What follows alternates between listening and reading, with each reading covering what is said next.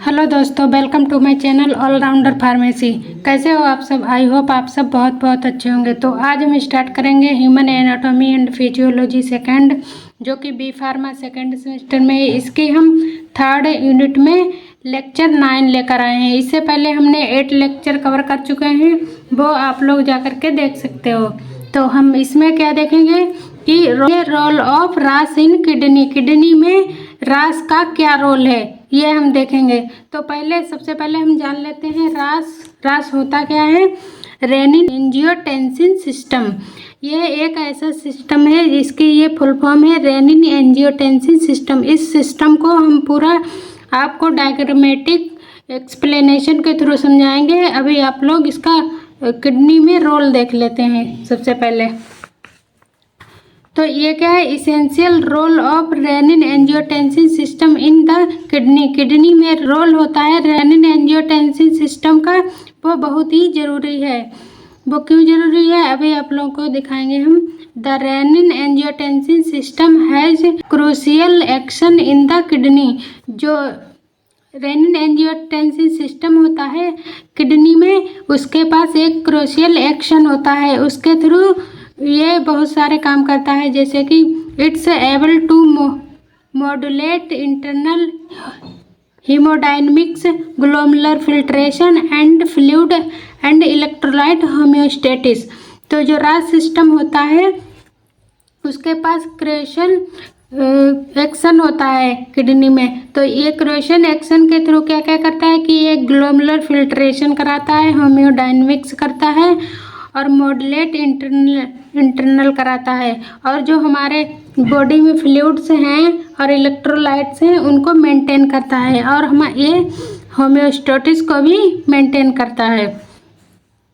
This system components of this system mediate their action through receptor. तो जो ये component होते हैं सिस्टम में, ये हमारे रिसेप्टर जो होते हैं प्रेजेंट रहते हैं हमारे सिस्टम में, वो एक मीडिएटर के थ्रू काम करते हैं। जैसे कि हमारा ये रिसेप्टर है, ये हमारा एक मीडिएटर के थ्रू जैसे काम करेगा। ये हमारी ड्रग है, तो ये हमारा मीडिएटर है। यहाँ से ये हमारी बॉडी से ड्रग जाएगी, तो ये जा कर के हमारी इस रिसेप्टर पर बाइंड होगी। तो ये एक मीडिएटर की तरह काम करता है। द रेनिन एंजियोटेंसिन सिस्टम और रेनिन एंजियोटेंसिन एल्डोस्टेरोन सिस्टम। तो रेनिन एंजियोटेंसिन सिस्टम को हम रेनिन एंजियोटेंसिन एल्डोस्टेरोन सिस्टम के नाम से भी जान सकते हैं। जैसे इसकी शॉर्ट फॉर्म है RAS, रास, और ARAAS, तो ये भी रास। तो इसे हम रेनिन एंजियोटेंसिन सिस्टम भी बोल सकते हैं या रेनिन एंजियोटेंसिन एल्डोस्टेरोन सिस्टम भी बोल सकते हैं।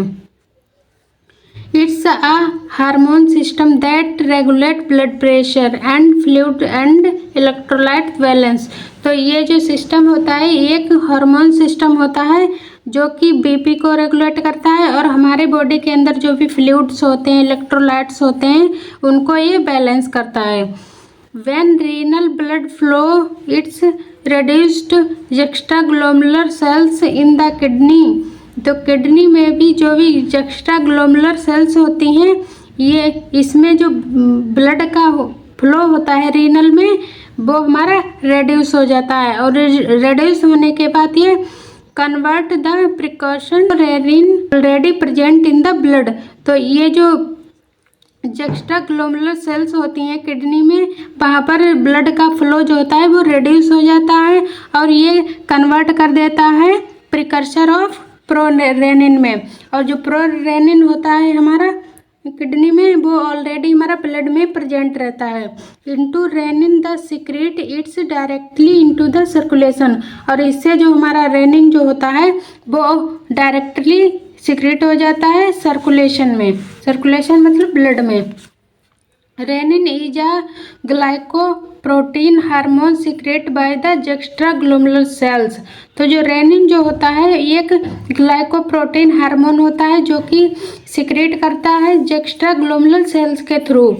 Along with angiotensin renin forms the RAS और रास। इसके थ्रू हमारा एंजियोटेंसिन बनता है, या इसे हम रेनिन बोल सकते हैं, या ये जो होता है वो रास से फॉर्म करता है, मतलब रेनिन एंजियोटेंसिन से फॉर्म करता है। A hormonal system that play a important role in the maintenance of blood. तो जो हार्मोनल सिस्टम होता है जिसे हम रास सिस्टम बोलते हैं, जो हार्मोनल सिस्टम होता है वो बहुत ही इम्पोर्टेंट रोल प्ले करता है हमारे बीपी को मेंटेन करने में। तो ये थी हमारी थियोरी रोल ऑफ रास इन किडनी। इसको हम डायग्रामेटिक के थ्रू समझाएंगे। अगर आप लोगों को ये याद नहीं हो रहा है तो हम आपको एक बहुत ही इजी तरीका बताएंगे जिससे आप लोगों को 5 मिनट में तैयारी कर सकते हैं आप। जैसे कि अगर 5 मिनट आपने देख लिया है तो इससे आपको बहुत अच्छे से समझ में आ जाएगा और जल्दी याद भी हो जाएगा। तो ये हमारा रास सिस्टम है। तो आप लोग तो जानते हैं रास सिस्टम क्या होता है, रेनिन एंजियोटेंसिन सिस्टम या रेनिन एंजियोटेंसिन एल्डोस्टेरोन सिस्टम। तो इसका क्या काम होता है कि ये जो इसे हम हार्मोनल सिस्टम भी बोल सकते हैं। तो इसके पास क्या होता है, रेनिन एंजियोटेंसिन सिस्टम के पास क्रेशुअल एक्शन होता है, ये किडनी में होता है। तो जो क्रेशुअल एक्शन जो होता है वो एवल क्या क्या करता है, मतलब इसके थ्रू एक्शन में क्या क्या होता है कि मॉड्यूलेट इंटरनल होगा, या होम्योडायनेमिक्स होगा, ग्लैमुलर्स होगा, फिल्ट्रेशन होगा, या फ्लूइड्स होगा, और हमारा इलेक्ट्रोलाइट होम्योस्टेटिस होगा। तो ये जो क्रेशुअल एक्शन जो होता है किडनी में, क्रेशुअल एक्शन के थ्रू ये इतने सारे हमारे प्रोसेस जो होती हैं वो होती हैं किडनी में। मॉड्यूलेट इंटरनल हो गया, होम्योडायनेमिक्स हो गया, ग्लैमुलर फिल्ट्रेशन हो गया, फ्लूइड हो गया, और इलेक्ट्रोलाइट होम्योस्टेटिस हो गया। तो ये जो होते हैं ये क्रेशुअल एक्शन में होते हैं। फिर जो हमारे इसके नीचे रिसेप्टर प्रेजेंट रहते हैं, रिसेप्टर क्या करते हैं, ये एक मीडिएटर के जैसे काम करते हैं। तो जैसे कि हमारी ये रिसेप्टर है ये, और यहाँ पर हमारी बॉडी है। बॉडी में हमने कोई भी ड्रग खाई है तो ये जा कर के हमारे ब्लड से जा कर के हमारे रिसेप्टर पर बाइंड होगी, ये हमारी ड्रग है। तो ये जो बॉडी और ड्रग के बीच का ये मीडिएटर रहता है। तो इसीलिए हम इसे रिसेप्टर को मीडिएटर बोल सकते हैं। तो और ये इसे हम हार्मोनल सिस्टम भी बोल सकते हैं, ये हार्मोनल सिस्टम। और ये जो क्या करता है, ये बहुत ही इम्पोर्टेंट रोल प्ले करता है हमारे बीपी को रेगुलेट करने में या बीपी को मेंटेन करने में। और ये क्या क्या करता है कि ये जो फ्लूइड होता है हमारी बॉडी में, फ्लूइड उसको मेंटेन करता है। और हमारे जो बॉडी में इलेक्ट्रोलाइट्स होते हैं जैसे कि सोडियम, पोटेशियम, मैग्नीशियम, कैल्शियम, ये सब हमारे इलेक्ट्रोलाइट्स होते हैं। तो इनको भी ये बैलेंस करने का काम करता है।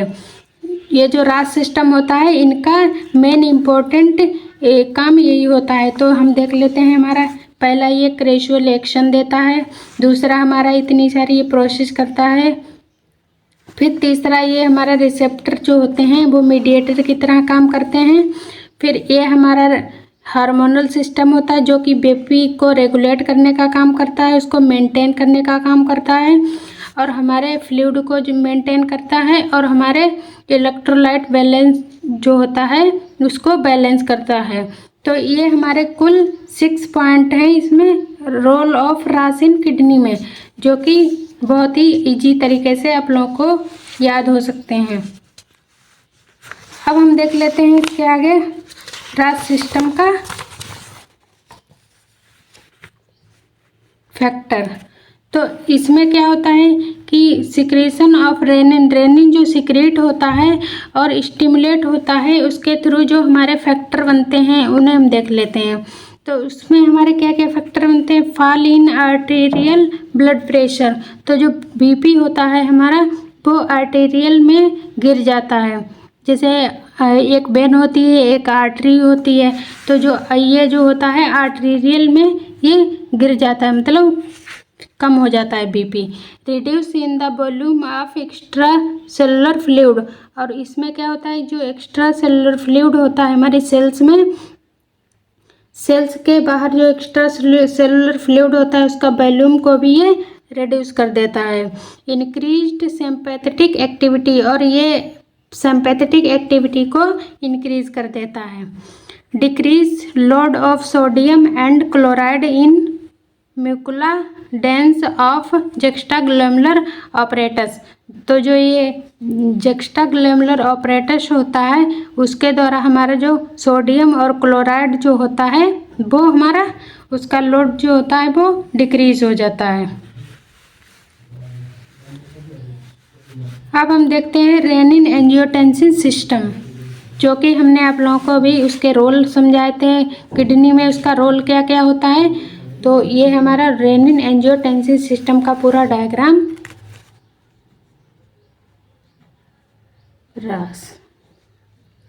इसमें क्या होता है कि जब भी हमारी बीपी की ड्रॉप्स गिरती है और फ्लूइड वॉल्यूम जो होता है वो ड्रॉप में आता है, तब हमारा जो किडनी होती है, यहाँ पर किडनी जो होती है वो हमारी रेनिन को रिलीज करती है और यहाँ से हमारा जो लीवर जो होता है वो हमारा एंजियोटेंसिनोजन को फॉर्म करता है। तो जो एंजियोटेंसिन यहाँ से हमारी किडनी से रेनिन रिलीज हुआ और लीवर से यहाँ हमारा एंजियोटेंसिन निकला, तो ये हमारा एंजियोटेंसिन बन जाता है। फिर इसके नीचे हमारा एंजियोटेंसिन बनता है। वो कैसे? जब हमारा रेनिन जो होता है किडनी से निकला, ये एक्ट कहाँ करता है? एंजियोटेंसिनोजन एंजियोटेंसिन में। फिर जब हमारा एंजियोटेंसिन पर फॉर्म करेगा, ये एंजियोटेंसिनोजन पर एक्ट करेगा, तब हमारा एंजियोटेंसिन बनता है। और फिर जब एंजियोटेंसिन बनता है तब हमारा जो एसी एंजियोटेंसिन कन्वर्टिंग एंजाइम जो होते हैं वो हमारे लंग्स में रिलीज हो जाते हैं।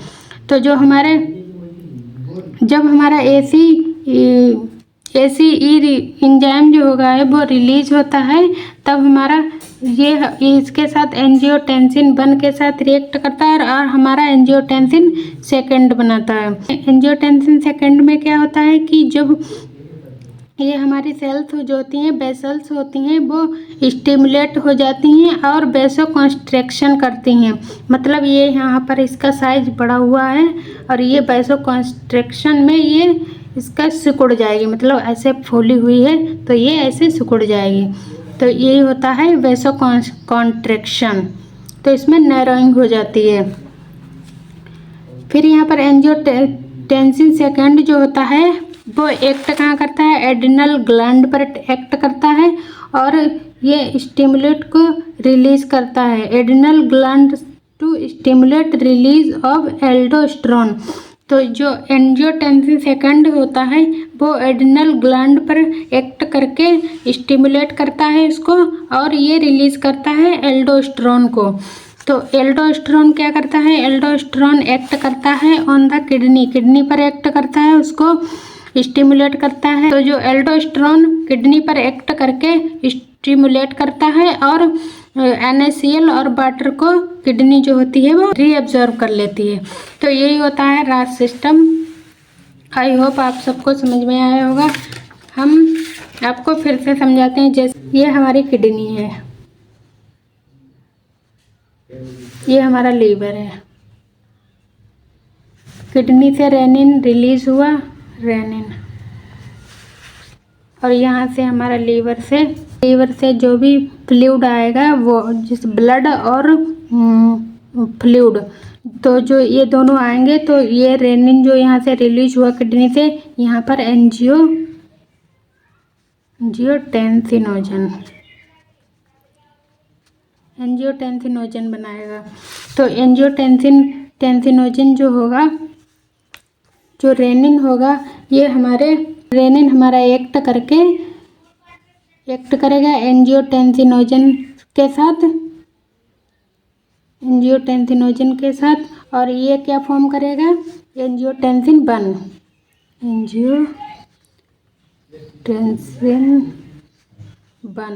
और एंजियोटेंसिन जो है वो हमारा एसी जो होते हैं, मतलब एंजियोटेंसिन कन्वर्टिंग एंजाइम, ये रिलीज करके ये एंजियोटेंसिन कन्वर्टिंग एंजाइम जो है वो लंग से रिलीज होकर के ये एंजियोटेंसिन से एक्ट करेगा और करके हमारा एंजियोटेंसिन सेकंड बनाएगा। Angiotensin second. तो एंजियोटेंसिन सेकेंड में क्या होता है कि इसमें जो वेसल्स होती हैं वो हमारी वैसो कॉन्ट्रैक्शन में चली जाती हैं। जैसे कि हमारी ये वेसल्स है तो यहाँ पर क्या होता है, ये हमारा फूला हुआ है, यहाँ पर वैसो कॉन्ट्रैक्शन में क्या होता है, ये हमारी सिकुड़ जाती है, वैसो कॉन्ट्रैक्शन। फिर ये एंजियोटेंसिन जो होगा वो हमारा क्या करेगा, एंजियोटेंसिन सेकेंड जो होगा वो एड्रिनल ग्लैंड पर एक्ट करेगा और उसको स्टिमुलेट कर देगा। Angiotensin second act on adrenal gland और इसको स्टिमुलेट कर देगा। स्टिमुलेट करके ये क्या बनाएगा, ये बनाएगा एल्डोस्टेरोन।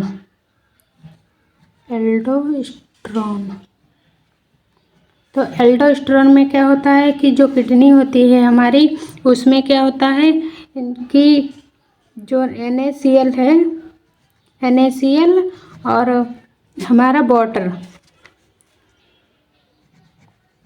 NaCl और वाटर, ये जो हमारा होगा फिर से रीअब्जॉर्ब हो जाएगा, रीअब्जॉर्ब।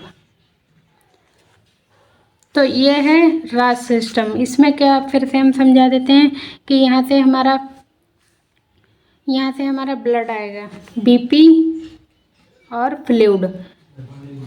तो यहाँ पर जो किडनी होती है वहाँ से रेनिन एंजाइम निकलेगा और यहाँ से लीवर से हमारा एंजियोटेंसिनोजन बनेगा। तो रेनिन जो होगा वो एंजियोटेंसिनोजन के साथ एक्ट करके क्या बनाएगा, एंजियोटेंसिन 1। एंजियोटेंसिन 1 जो होगा वो एंजियोटेंसिन सेकेंड में कन्वर्ट होगा। वो कैसे, वो जैसे कि हमारा एंजियोटेंसिन कन्वर्टिंग एंजाइम जो होता है वो हमारा लंग्स में रिलीज होगा और वहाँ से हमारा एंजियोटेंसिन सेकेंड बन जाता है। फिर एंजियोटेंसिन सेकेंड जो होता है वो एक्ट करता है एड्रिनल ग्लैंड पर और उस ग्लैंड को स्टिमुलेट कर देता है जिससे हमारा एल्डोस्टेरोन बन जाता है। और एल्डोस्टेरोन में क्या होता है कि जो किडनी होती है उसमें हमारा NaCl और वाटर जो होता है वो रीअब्जॉर्ब होता है। यह है हमारा पूरा राज सिस्टम, रेनिन एंजियोटेंसिन सिस्टम। तो एंजियोटेंसिन सेकेंड में क्या होता है कि वेसस कॉन्ट्रैक्शन होता है हमारी वेसल्स में। जैसे कि हमारी वेसल्स है ये, यहाँ पर हमारी ये फिर थोड़ी सी सिकुड़ गई है, ये होता है हमारा वेसो कॉन्ट्रैक्शन। आई होप आप सबको समझ में आया होगा राज सिस्टम। अब हम इसके देख लेते हैं कुछ डिसऑर्डर ऑफ रीनल सिस्टम। तो रीनल सिस्टम में क्या क्या डिसऑर्डर हैं। एक्यूट रीनल फेलियर मतलब एक्यूट मतलब होता है कम टाइम और जो क्रोनिक होता है वो लंबे समय से हो रहा है। जैसे कि ये एक्यूट हो गया 3 से 5 डेज और ये क्रोनिक क्या हो गया, ये हो गया हमारा 3 से 6 मंथ। ये हमारा क्रोनिक और एक्यूट होता है। तो एक्यूट रीनल फेलियर मतलब 3-4 दिन से हमारा रीनल फैल रहा है। ये क्रोनिक रीनल फेलियर ये हमारा लंबे समय से इसे प्रॉब्लम हो रही है। ग्लोमेरुलर डिजीज़ मतलब ग्लोमेरुलर फिल्ट्रेशन होता है, वहाँ पर हमारी कोई एक डिजीज़ बन जाती है, उसे ग्लोमेरुलर डिजीज़ बोलते हैं। नेफ्राइटिक सिंड्रोम, इसमें क्या होता है नेफ्रॉन जो होते हैं किडनी में उनमें हमारी स्वेलिंग आ जाती है, तो इससे हमारे एक सिंड्रोम बनते हैं नेफ्राइटिस सिंड्रोम। पॉलीयूरिया मतलब जो कि यूरिन में जो कि यूरिया जो होती है वो बढ़ जाती है, उसे हम पॉलीयूरिया बोलते हैं। नेफ्रोलाइथेसिक रीनल एसिडोसिस और HIV/AN ये हमारे कुछ डिसऑर्डर हैं रीनल सिस्टम में। तो आई होप आप सबको समझ में आया होगा। नहीं समझ में आया तो आप लोग दोबारा से इस वीडियो को प्ले करके देख सकते हो। अगर आप लोग हमारे चैनल पर नए हो तो हमारे चैनल को लाइक कीजिए, सब्सक्राइब कीजिए एंड कमेंट कीजिए और अपने दोस्तों के साथ इस वीडियो को शेयर कीजिए। Thank you.